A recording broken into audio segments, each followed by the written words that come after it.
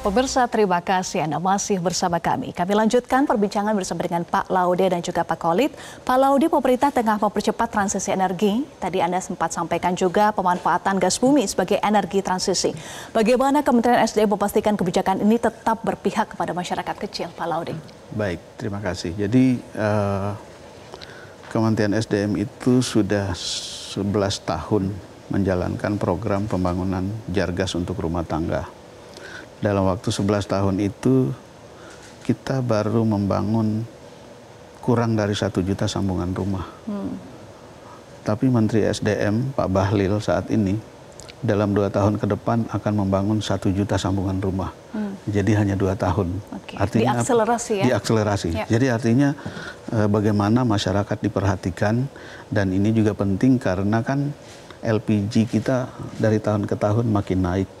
Nah, 2 tahun 1 juta sambungan rumah ke depan ini itu kita fokuskan di Pulau Jawa, karena Pulau Jawa adalah kantong LPG, sehingga dengan masuknya 1 juta sambungan rumah ini nanti bertahap ada pengurangan untuk dari sisi konsumsi LPG-nya. Jadi ini masyarakat mendapatkan fasilitas khusus. Kalau kita lihat di dalam perbandingan konsumsi energi, perhitungan pemanfaatan Jargas itu sendiri lebih ekonomis atau di bawah kalau dibandingkan dengan menggunakan LPG. Seperti itu.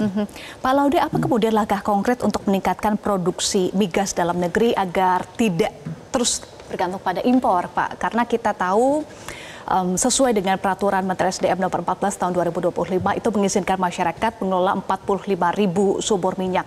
Nah, apakah ini menjadi salah satunya untuk juga agar tidak bergantung pada impor? Iya, baik. Memang itu salah satunya. Jadi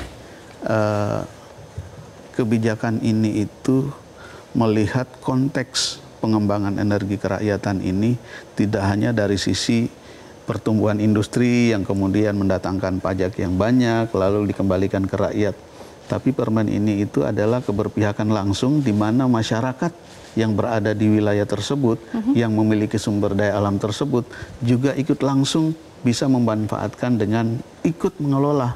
Jadi bukan hanya melihat dan menerima CSR atau apa, tapi ikut mengelola langsung di wilayah tersebut. Nah, jadi sebenarnya sumur masyarakat ini tanda kutip adalah sumur yang sudah dioperasikan oleh masyarakat itu selama puluhan tahun. Dan tanda kutip juga sumur ini tuh ilegal. Artinya apa? Yang mengoperasikan sumur masyarakat ini harus dalam setiap hari itu mereka ada kekhawatiran dikejar-kejar aparat, was-was terus. Nah, dengan adanya peraturan Menteri SDM nomor 14 tahun 2025 ini, makanya kemarin ada salah satu gubernur tuh, Pak Gubernur Jambi mengatakan itu permen malaikat.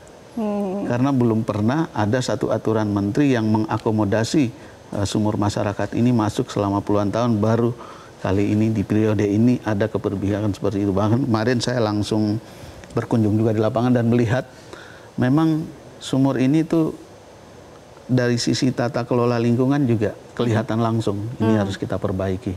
Dan dengan permen ini dua-duanya terjawab, masyarakatnya bisa nanti diperbaiki dalam mengelola lingkungan dan masyarakatnya ikut serta dalam proses bisnis ini. Nah, satu lagi nih yang penting. Ternyata di permen ini melibatkan semua komponen kekuatan ekonomi wilayah. Mulai dari BUMD, kemudian UMKM, lalu koperasi. Ini semua tumbuh dengan adanya pengaturan seperti ini. Dan kemarin masyarakat sangat antusias menerima kami untuk berkunjung ke lapangan dan senanglah dengan adanya permen ini. Jelajahi cara baru mendapatkan informasi. Download Metro TV Extend sekarang.